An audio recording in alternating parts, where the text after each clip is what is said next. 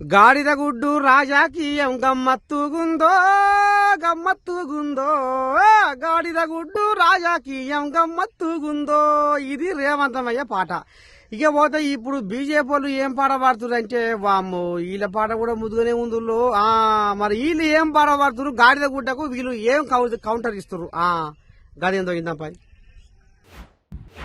ఇక నిన్న మొన్న సీఎం రేవంతమయ్య నీ దండం పెడితే ఓ బీజేపీ వాళ్ళ మీద ఇంతింత పొడుగు మాటలు మాట్లాడుకుంటా అసలు మోడీ ఏం చేసిండు, ఏం ఉద్ధారకం చేసిండు, తెలంగాణకు ఏం ఇచ్చిండు, ఏం తెచ్చిండు చెప్పాలి.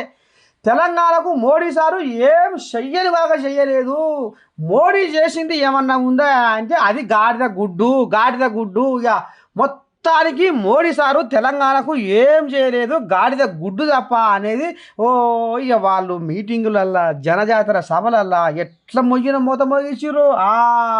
ఇక గదే తరిగిన సీఎం రేవంతమయ్య అడుగుజాడల్లో ఇప్పుడు బీజేపీ వాళ్ళు నడుస్తుర్రులా. మరి బీజేపీ వాళ్ళు ఏమనుకొస్తుర్రు, బీజేపీ వాళ్ళు ఎటువంటి సంగతి అంటే వాళ్ళు వంకాయ ముంగటేస్తుర్రులా.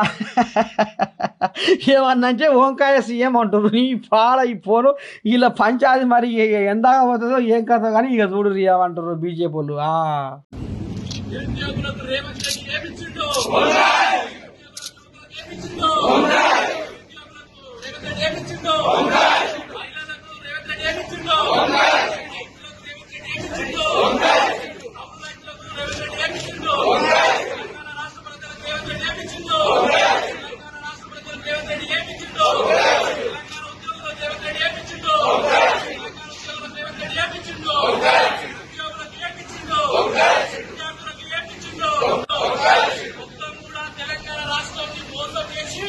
రేవంత్ రెడ్డి సీఎం అయ్యి తెలంగాణ ప్రజలకందరూ కూడా ఏం చెప్పకుండా వంకాయ పెట్టిండు.